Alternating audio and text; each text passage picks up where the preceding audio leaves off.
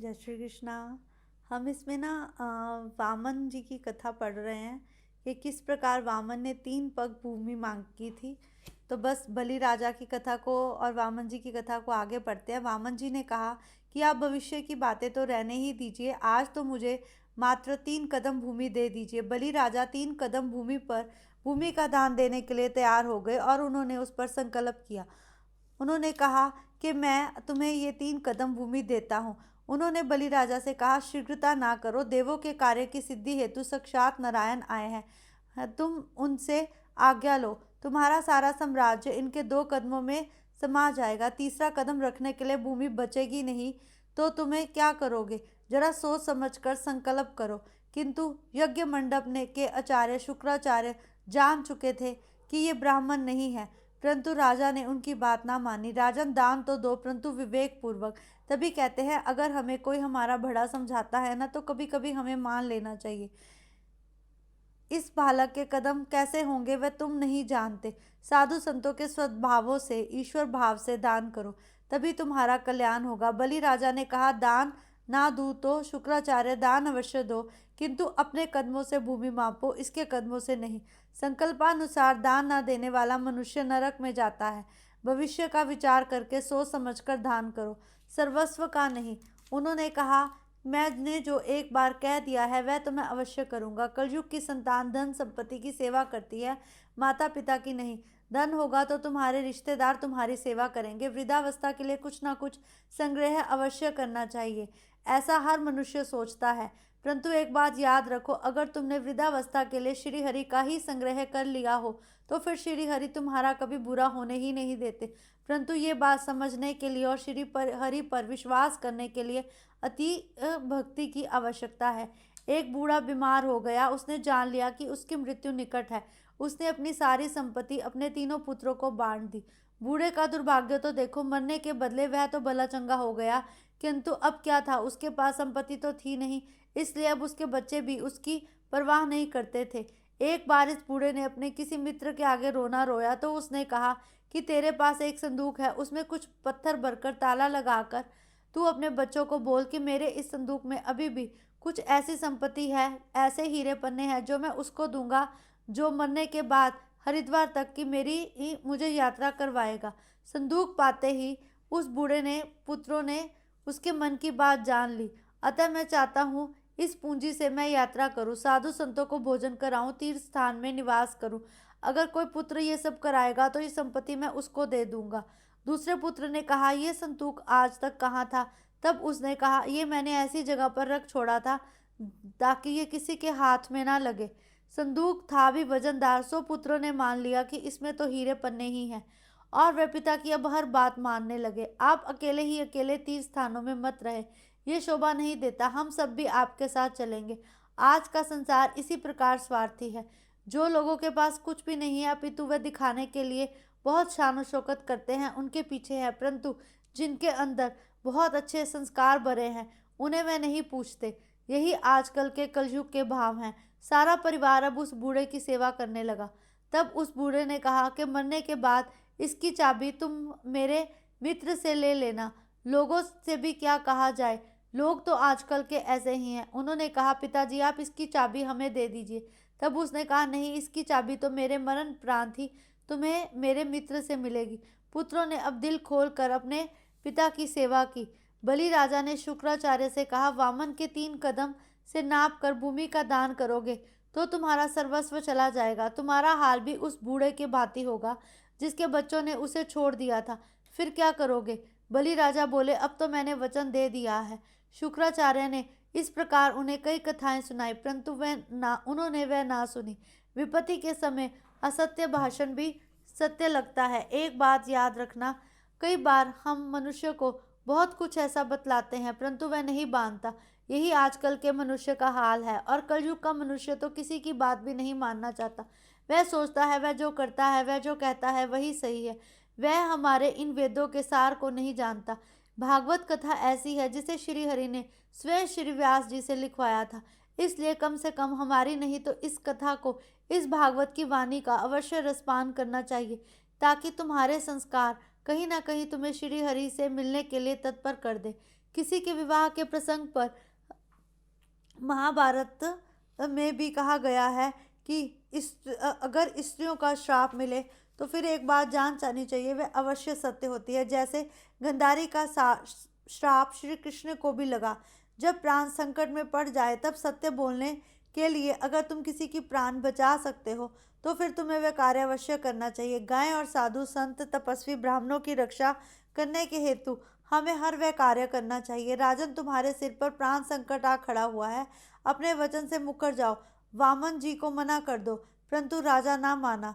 बलि राजा ने कहा, गुरुजी आपके उपदेश तो सही हैं, परंतु अब मैं इन्हें कह चुका हूँ, अब तो मैं ये दान अवश्य दूंगा। हम वैष्णव तो सेवा करते समय श्री ठाकुर जी के चरणों में सब कुछ रख देते हैं, परंतु एक बात बतलाओ, क्या हम अपना सर्वस्व रख सकते हैं? नहीं, हम अपना सर्वस्व नहीं रखते। शुक्राचार्य जी समझाने लगे, तीसरा चरण रखने के लिए भूमि नहीं बचेगी।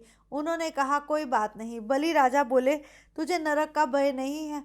उन्होंने कहा, मैं नरक में नहीं जाना चाहता, मैं दान देकर उससे मुकरना नहीं चाहता। इस लोक और परलोक में अगर आप सुखी रहना चाहते हो तो अपने विवेक से भी काम लेना चाहिए। और विवेक हमें बार बार यही बतलाता है कि हमें अपने बड़ों का आज्ञा का पालन करना चाहिए।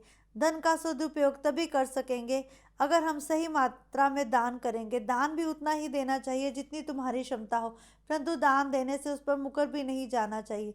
देने के बाद अगर मुझे नरक में जाना पड़े तो कोई बात नहीं। करण को भी दानवीर करण कहा जाता है, परंतु दान भी अपने विवेक से ही करना चाहिए। गुरुजी कहते हैं कि एक बात याद रखना, जो लोग पाखंडी साधुओं की बातों में आकर अपना सर्वस्व लुटा देते हैं, मनुष्य को चाहिए कि वह ज़रूरतमंद को दान करे।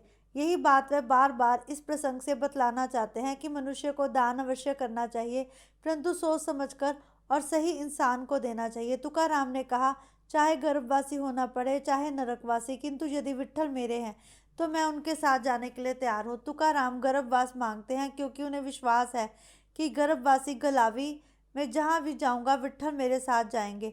आप सारा कर्म अगर कृष्णार्पण करते हैं तो फिर कृष्ण स्वयं आपका साथ देते हैं। कृष्ण कहते हैं, अगर तू अपना समर्पण मेरे आगे कर देता है तो फिर मैं स्वयं ही तुझे संभालूंगा। अगर हम अपना सर्वस्व कृष्ण को अर्पित करते हैं तो कृष्ण हमें पूर्ण रूप से अपनी गोद में उठा लेते हैं। शुक्राचार्य, मैं संकल्प नहीं करवाऊंगा। वामन जी, राजन आपके पुरोहित कैसे हैं? ये नहीं जानते कि ब्राह्मण पुत्र को एक बार दिया गया दान वापस नहीं लेना चाहिए।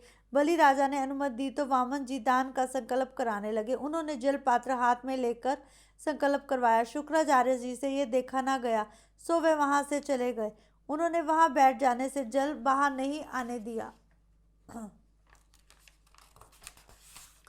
शुक्राचार्य का प्रपंच वामन जी की समझ में आ गया। उन्होंने दर्भ की एक तृण लेकर जल पात्र की नाली में डाला।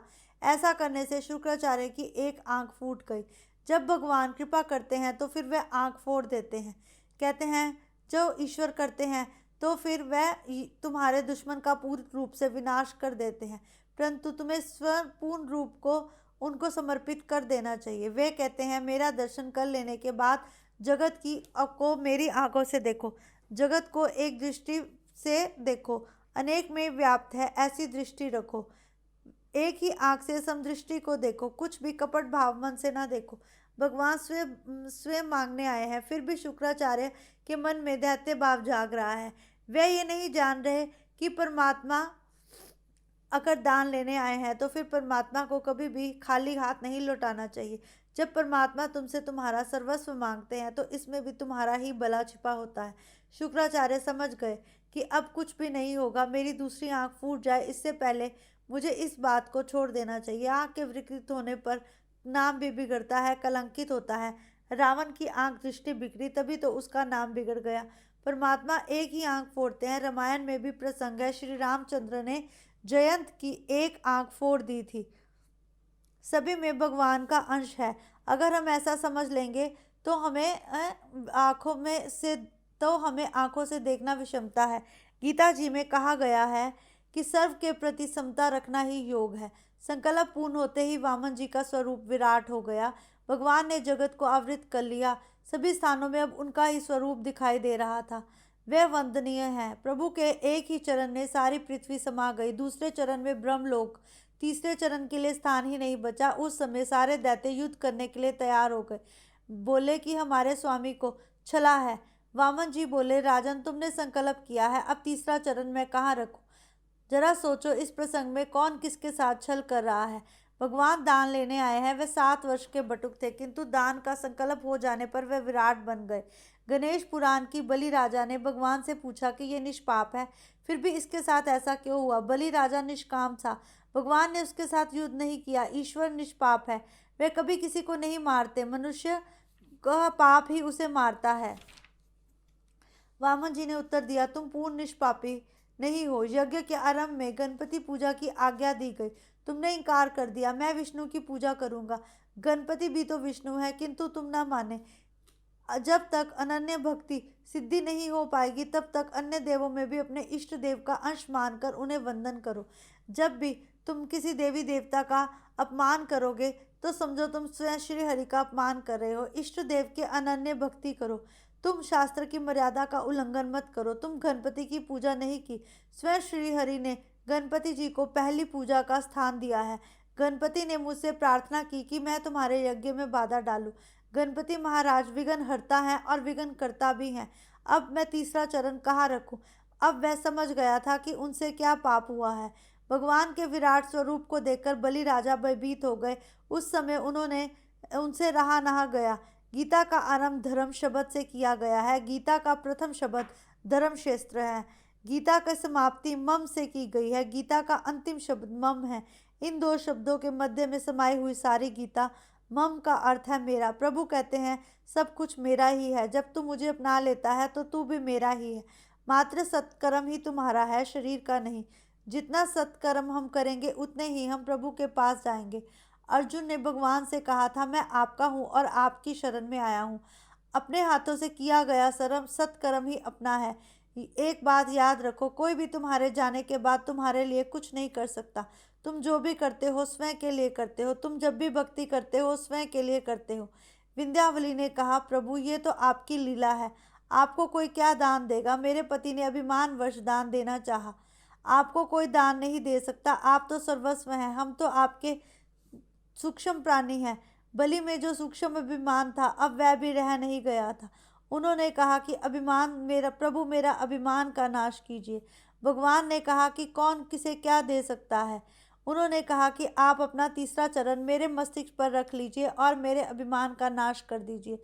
मस्तक बुद्धि प्राण है, उसमें काम का वास नहीं है। मस्तक पर भगवान का चरण आने पर उसकी बुद्धि जागृत हो गई। जो तन मन भगवान को अर्पित करता है, जो अपना मस्तक ही भगवान को दे देता है, अर्थात वह भगवान की दी हुई बुद्धि से ही संसार को देखना चाहता है, तो भगवान उसका कभी बुरा नहीं होना देते। गोपियाँ गोप गीता में भगवान की कामना करती हैं, उनके मस्तक पर उनका कर कमल फिरे। गोपी कौन है? गोपी वह है जो जिसमें कण कण में भगवान बसे हैं। मस्तक में बुद्धि होती है और बुद्धि में सूक्ष्म रूप से काम समाया होता है। एक बात याद रखना, अगर श्री हरि का चरण हमारे मस्तक पर ही पड़ जाए तो फिर हम कभी भी पाप नहीं कर पाएंगे। इसलिए हमें पूर्ण रूप से प्रभु को स्वयं को समर्पण कर देना चाहिए, परंतु ऐसा कोई भी नहीं करता। हम कहते तो बहुत है, परंतु करते नहीं हैं। दाता को कभी अभिमानी नहीं बनना चाहिए। एक बात याद रखना, जो तुमसे कुछ मांगने के लिए आता है वह तुमसे भी बड़ा है, क्योंकि वह तुम्हें इस रूप के अनुसार समझता है। इसलिए दाता को ये चाहिए कि अगर वह किसी को दान देता है तो उसे ये जानना होगा कि वह दान में अहंकार नहीं छुपा होना चाहिए। बलि राजा के हृदय में जब दैत्य जागा, तब उनका अभिमान जाग गया, परंतु जब प्रभु ने उनके मस्तक पर अपना चरण रखा तो वह उनका अभिमान हार गया और अब वह कृतार्थ हुए। मैंने इंद्र को स्वर्ग का राज्य दिया है, किंतु तुम्हें पाताल का राज्य देता हूँ। आज से तुम्हारे प्रत्येक द्वार पर मैं चौकसी करूंगा। बलि राजा के कानों में और आंखों में ईश्वर स्वयं समा गए। बलि राजा ने कहा, स्वर्ग के राज्य की अपेक्षा मुझे पाताल का राज्य ही प्रिय है। यहाँ भगवान स्वयं है। इस बलि राजा की कथा में थोड़ा सा एक रहस्य भी है। ये रहस्य हम कल पढ़ते हैं। अब हमने देखा है कि बलि राजा के बारे में उन्होंने कितने विस्तार से बताया है, और उन्होंने बताया कि एक छोटी सी जो उन्होंने गणपति की गलती की थी कि गणपति की जैसे कई लोग बोल देते हैं ना कि मैं इसको नहीं मानता, उन्होंने बतलाया कि अगर आप नहीं भी किसी को मानते ना, तो कभी भी किसी का अपमान नहीं करना चाहिए। तो बस अब कल आगे यहाँ से ही शुरू करेंगे। जय श्री कृष्णा।